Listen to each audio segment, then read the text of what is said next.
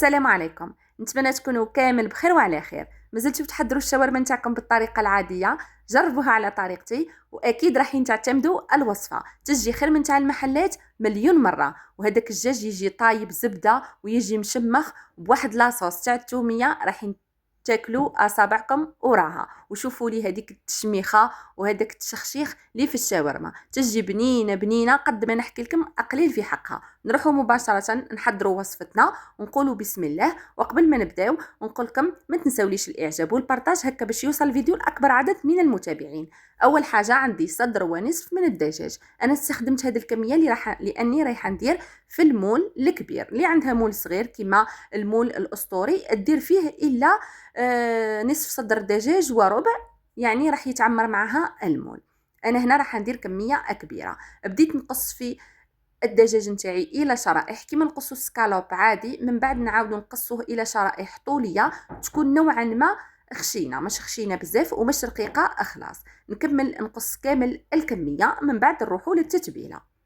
في التتبيله عندي فنجال تاع زيت درتو في هذا المول، نتوما ديروا في اي وعاء عندكم. درت ملعقه وشويه تاع ملح، شويه تاع فلفل اسود، شويه تاع توابل الدجاج، الزنجبيل، الكمون والقليل من الكركم، وكذلك الفلفل الاحمر الحلو. تقدروا ديروا الحار، ملعقه صغيره من لاموطاط، ملعقه صغيره من الهريسه اللي راح تعطينا واحد النكهه رائعه، وملعقه صغيره مملوءه من الطماطم المصبره، وبلا ما ننساو عصره القارص. نخلط هذه التتبيله كامله مع بعضها في الاول، من بعد نضيف الكريمه السائله. انا ضفت حوالي فنجان تاع كريمه سائله اللي تقدروا تعوضوه بعلبه تاع ياغورت ناتيو ولا فنجان من الرايب ولا فنجان من اللبن، يعني واش كان متوفر عندكم. نعاود نخلط هذيك التتبيله مليح مليح حتى تدخل هذيك الكريمه في التوابل، ونحط الدجاج ونتبلو مليح مليح. لازم هنا يدخل هذيك التتبيله تدخل في كامل الدجاج، ومن بعد راح نغطي الدجاج نتاعي وندخله للثلاجه ونخليه يريح على الاقل ربع سوايع 5 سوايع قد ما تطول هذيك لا ماريناد. الدجاج في لا ماريناد يجي بنين، ما يجيكمش هكا ناشف. زروبه خليها لاش نصف ساعه. المهم ما طيبوش مباشره بعد ما تبلوه باش يجيكم كيما تاع المحلات. هما يخدموه في الليل يتبلوا الدجاج مليح، ومن بعد الصباح ينوضوا يشعلوا على لاباراي ديك تاع الشاورما ويخليوها تدور. هذاك الدجاج يجي منكه ويجي بنين. ندخلوا الان للثلاجه ونكملوا مع بعضنا. بعد ما خرجت الدجاج جبت الان المول هذا تاع الكيك، غلفته بورق الزبده ونحط له الزبده كطبقه اولى، باش من بعد هذاك الدجاج يدي لي التحميره. كي نجي باش نحمرو يدي لي تحميره مليحه، وكذلك نكهه الدجاج تجي مليحه.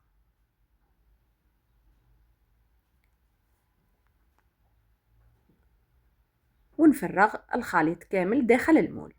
هذه الطريقه يعني ما كاش طريقه يعني اسهل منها في تحضير الشاورما، وتجيك مثل تاع المحلات واحسن واحسن واحسن. يعني جربوها وعلى ضمانتي. فرغت الخليط وضغطت عليه بالملعقه مليح مليح باش الدجاج هذاك يلتصق كامل مع بعضه وكذلك يجي مستوي. من بعد كي تجيو تقصوه يجيكم كامل لاصق في بعضه. وندخل الان المول نتاعي يطيب في فرن مسخن مسبقا على 200 درجه. تخليوه حوالي 20 دقيقه، تشعلوا له من تحت 20 دقيقه يكون طيب معاكم. وعندي كذلك راس تاع توم نديرو هكا في بابي كويسون وندخلو معاه باش راح نخدم لاصوص تاع الثوميه. وندخلو يطيب. كي نشوفو يعني حمار من تحت والاطراف هذوك وبدا يصفر لي من فوق، نروح نقلبوه مع بعضنا. نروحوا الان لاصوص تاع الثوميه اللي راح ناخذ فيها كاس ونصف من الماء عادي بدرجه حراره الغرفه. نضيف عليه 3 ملاعق كبيره من النشاء ونخلط كل شيء بارد في بارد. وندي الكاسرونه نتاعي نحطها فوق النار. كي تغلي نحسب لها حوالي 5 دقائق. كي نشوف هذاك الخليط نتاعي ولا الكريمه هذه تاع النشاء بدات تبقبق، نزيد نحسب لها 5 دقائق كما قلت لكم ونطفي عليها. ولازم تحركوا النشا نتاعكم هذاك مليح باش هذيك الصلصه نتاعكم ما تجيش فيها التكتلات.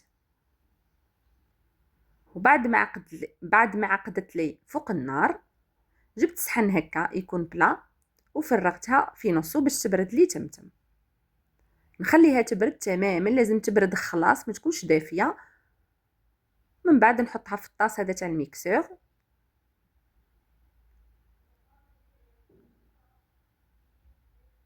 هذه الكميه راح تخرج لكم كميه كبيره. من بعد نجيب هذيك الثوم اللي كنت دخلتها في الفرن، يعني نخرجها نلقاها طايبه حوالي 10 دقائق، تلقاوها طايبه الزبده. هذه الطريقه تخلي الثوم تجي بنينه بزاف بزاف، والصلصه تاني تجي بنينه. واللي ما يحبوش الثوم هكا في الفرن تقدروا تستغناو على هذه الخطوه وديروا الثوم عاديه. ديروا 5 فصوص حتى ل6 فصوص تاع ثوم. نخرجوا الان هذيك الثوم من القشره. هنا راهي سخونه بزاف، عبزوها هكا وهي سخونه، راح تشموا واحد الرائحه رائعه تاع الثوم. واللي تحبها تاني مشويه تقدر ديروها مشويه. اللي تحب النكهه نتاع الحميص، ضفت ملعقه صغيره مملوءه جيدا من الجبن الابيض الطري، وملعقه صغيره ممسوحه من الملح، ورشه من الفلفل الاسود اللي تقدروا تعوضوه بالفلفل الابيض. نخفق كل شيء هكا ولا نميكسي كل شيء مليح. من بعد نضيف حوالي 6 ملاعق هكاك نتاع زيت الزيتون اللي تقدروا تعوضوه بزيت عادي، يعني زيت صونغو. انا نحبها بزيت الزيتون تجي بزاف بنينه. وبلا ما ننسى عصره القرص في الاخير اللي راح تعطينا هذيك الحموضه والبنه في صلصه الثوميه. كاين اللي يديروها ببياض البيض، انا ما نحبهاش بياض البيض، نحبها بهذه الطريقه تجي بزاف بنينه. جربوها وقولوا لي. انا هنا بعد ما طابت لي الشاورما، شوفوا الله يبارك كيفاه جات محمره دركا من فوق. درك نعاود نقلبها ونحمرها من الجزء السفلي، و ميم طون هذاك لو بويون هذاك اللي فيها راح يزيد يعقد ويزيد كيما نقولوا تتلم هذيك العصاره ويجي بزاف بنين. ندخلوا الان الشاورما نتاعنا تتحمر من فوق ونكملوا وصفتنا. وبعد ما تحمرت لي شوفوا لي هذيك لاصوص اللي نتحصلوا عليها، نروح نسقي هكا الشاورما من فوق باش تجيني طرايه بزاف من داخل. ومن بعد نقصها. كي نبداو نقصوها هنا راهي سخونه، نقصوها وهي سخونه، تقدروا تقصوها تاني وهي بارده. انا هنا كان راح الحال عليا، كان لازم نقص باش نوري لكم الوصفه. نتوما تقدروا تخليوها تدفى شويه وتقصوها. شوفوا غير تحطوا فيها الموس يروح. شوفوا يا البنات هذاك الدجاج طايب زبده، وزيد دوك يتخلط مع هذيك لاصوص يجي مشمخ وبنين. وجربوا الوصفه هذه اللي راهي حصريه لاول مره تشوفوها، تجي بزاف بزاف بنينه.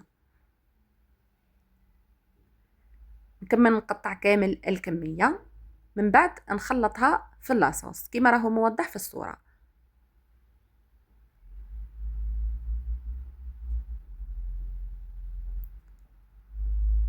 من بعد انا استخدمت هذا الخبز السوري ولا خبز الصاج، ونحط الطبقه البيضاء لداخل والطبقه هذيك اللي تجي شويه حمراء لبرا. نغطس الورقه نتاعي مليح مليح في اللاصوص تاع الدجاج باش يجي هذاك الخبز منكه.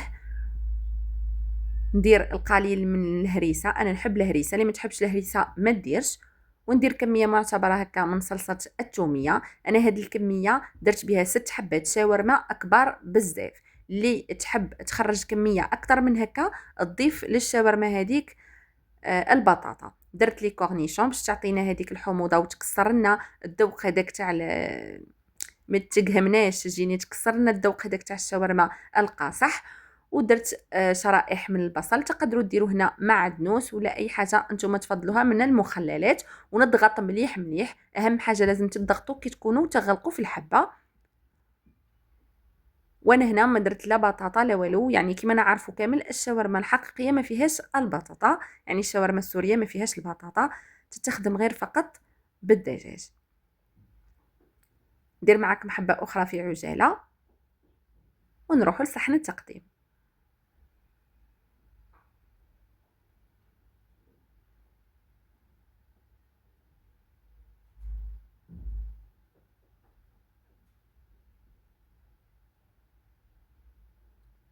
وكانت هذه هي النتيجة النهائية اللي تحصلت عليها في وصفتنا لنهار اليوم: شاورما سورية بأيادي جزائرية على طريقة جزائرية وسهلة مهلة وما تديش كامل الوقت، وفي ساعة تكونوا حضرتيوها، تجي بنينة بنينة بالبزاف. نقولكم جربوا الوصفة وعلى ضمانتي تجيكم ولا أربع، مشمخة وبنينة ومشخشخة. واش نقولكم واش نحكي لكم. نتمنى الوصفة تاع نهار اليوم كانت نالت إعجابكم. ما بقى لي غير نقولكم تهلاو في رواحكم، ما تنساوليش الإعجاب والبارطاج، وعلى بروشين.